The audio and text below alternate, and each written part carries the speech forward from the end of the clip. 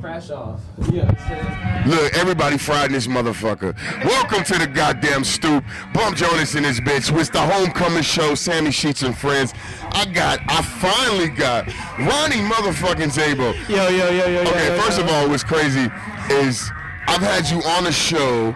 I've run into you so many times. I feel like I know this nigga, and yet I ain't never interviewed this nigga. You're my big brother at this point. You know what I'm saying? Bro, thank you. That's wild, bro. Because for real, I look up to your bars, your flow. I look up to what you do, your energy, and your style. This nigga is swag. Can we say nigga? Yeah, we can. Fuck him. I'm trying to catch up to y'all. Like. Bro, good. All right, man. So look, fresh off the fucking stage, man. How's it feel?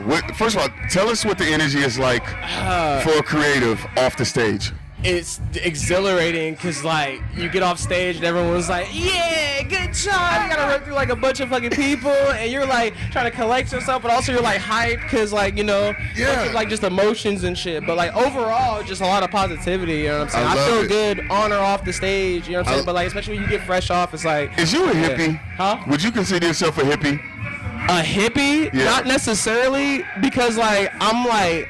You know, nah, not really. I mean, I get fried, like, a lot, you know what I mean? But, like, and I have, like, a lot of, like, I guess, alternative, like, thinking. Okay. But you got such a loving energy. That's what it is, bro. You just a dope motherfucker, bro. I just don't like negative shit. Like, I remember a time where just, like, I tried to just, you know, be the person I am now, and it was just negativity. So at one point, I was just like, you know what? I'm just gonna just be the person I am now. I mean, don't get me wrong. Like, I'm still a human being. Like, I got my days.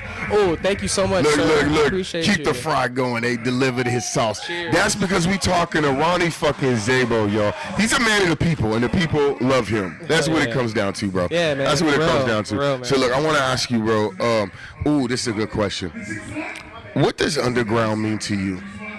Underground. What does underground mean to me? Well, I mean, like, when I was coming up, or like when I first started like listening to, like, you know, rap and things like that, like the underground was just mainly just like, you know, just coming up from, you know, there's like mainstream and there's like, you know, kind of known, and then there's like your city, and then there's like locally known, and then there's like the part of it where it's like, all right, I need to let people know that like I'm good and I need to get there. Like that's where like mixtapes come in. That's where like, you know, talking to people and like doing the grind. Yeah, the grind. Really. Yeah. So like that's really what it means to me. Really. Okay. So that's where like the working man. That's where you get your tension, your nuts. That's where you sharpen your iron and all that shit. Exactly. Okay. Just getting out there. You can't like, you gotta bust your ass a couple times to figure out where to like step and shit. So like, do you feel, because you get a lot of good fucking reaction and you got some dope ass songs, you definitely you have a particular pocket, but at the same time that shit rocks with everybody, right? Yeah. So how long before you get tired of the underground? Ooh.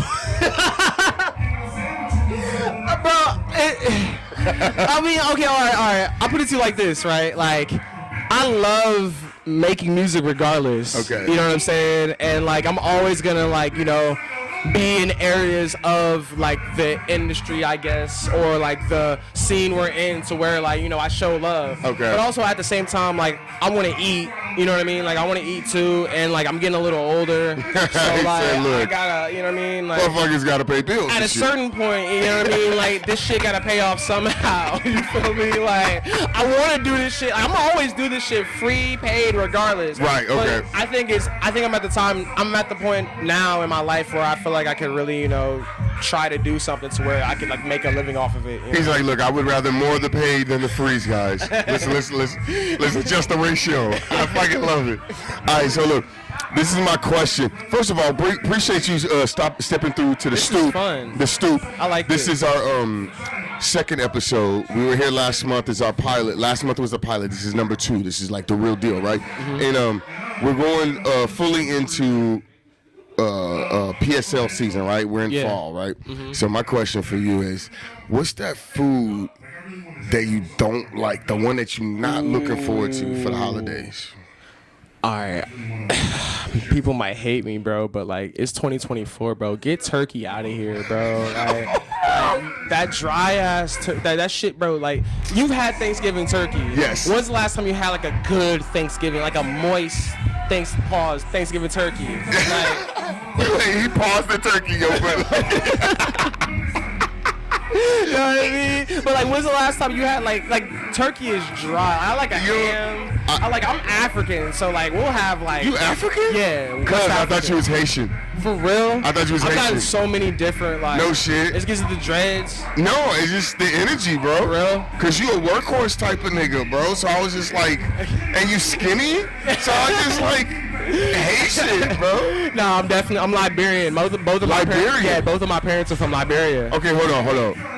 We gonna say that for the full sit-down interview, because that's some fire shit. Hold on. We getting Liberian bars in America. Yeah. There's something there. All right, man, hold on. Okay, so African. So, all right, so that's a tough question then, right? Because, like, it's like, what food do you even... This sounds so bad, right? I know what you're about to say. Do we even eat like American food, or do we like? No, but like that's the thing though. Like that's the thing about like if you go to like foreign like houses for Thanksgiving, like they'll have like the regular shit, you know, your stuffing, your mac and cheese or whatever. But then they'll also like integrate like you know the fufu, the jollof rice, like the shit that you can feed like a lot of people. So you know it's a full on like a ethnic Thanksgiving. Yeah, it's like a mix of just everything. That's you know what I mean? fire. Yeah. Dude. Okay. Random. No, I'm not gonna ask that question. I want to save that for the interview. Oh, okay. I want to save it for the interview. I gotta get into it. I got a good one for you, but I want to do that right now. For sure. But this is a good one for you, I think. Yeah. Because you just had Trolls come out. Happy to be here, Spin Out. Which, by the way, y'all, one of the first shows that I ever got a chance to host came as a result of Twizzle and Ronnie Ze'Bo. Yes, Thank you sir. for happy to be here. Of I was course. happy to be there. Of I'm course. happy to be here now. But I want to ask you, what's a project that's recently been out that has inspired you as far as like getting back to being creative and making music? Ooh, that's a hard question. Nah, you know what's crazy? I'm not gonna lie. Just recently, like recently, because I'm just thinking, just fresh on my mind. That new Doechii album. You fuck with Doechii? Yes. Bro. I just got put on like within the last 6 months to a year. Her new Ridiculous. album is insane because like it's the fact that like we're at that age where it's like, you know, people like look at like people that are like, you know, 20, I guess 7 and up or whatever, that same age range, and they'll be like, oh, these little niggas really doing like what we like and shit. You know what I'm saying? But little do you know, there's like people out here like me, like Doechii, like a bunch of people that like still fuck with like traditional hip hop and like can still mix in the new shit with the old shit. You know what I'm saying? That is what you do very well. I try to. You grab the crowd in a traditional way, but you got modern bars. But you still kick it over dusty ass fucking vibes. I love that shit, bro. I love that shit. I grew up off that shit, man. Like with the first songs I ever heard was like Hove, DMX, a bunch of Swiss Beats shit, like all that shit. Like that's my shit. Like some of you motherfuckers need to learn how to respect your legends and understand that. No knock, but hip hop started before Wayne. There was hip hop before Wayne. There was a lot of shit out before, like a lot of the shit that people, oh, this the GOAT, this. Speaking of GOAT, earlier you were talking about like projects that like made me want to get creative and shit. Yes. That new LL Cool J album, nigga. You know, as me and LL Cool J got the same birthday. No cap. Like, you know what I'm saying? Yeah. Come on, y'all. Come on. But like to see him at like where he is now and what he already has done is like still inspiring. It's like, bro, like he's working way harder than like an 18-year-old kid with like everything in his hand. Making some of you niggas look silly. You feel me? It's crazy. But yeah, that was just a little side. No, that's not a side. That's a bonus. That's an add-on, bro. That's an ad-lib, bitch. Ad-lib. All right, look. I gotta get us the fuck out of here, but I do have one question I want to ask you, bro. Ooh, this might be interesting. We're gonna tap into the Liberian. The sport. Growing up, middle school, high school, whatever, what's a sport that you didn't get a chance to play, but you wish you did? And the position.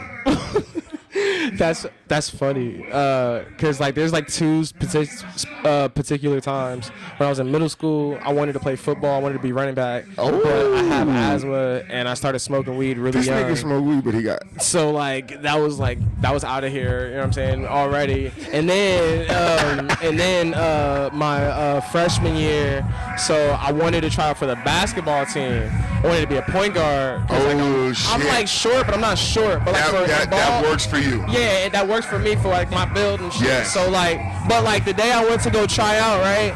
These niggas was doing conditioning runs, or they're doing discipline runs. I just so happened to come in on the day where they were fucking like punished and shit. Yeah. So we're doing just runs from like the school to coach's house to back to the school, and then we had to do stadium runs afterwards.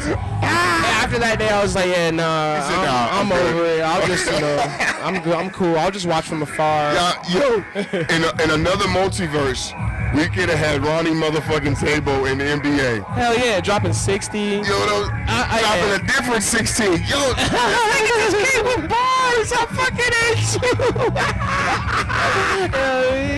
Hey, look, with that, y'all, I got to get up out of here.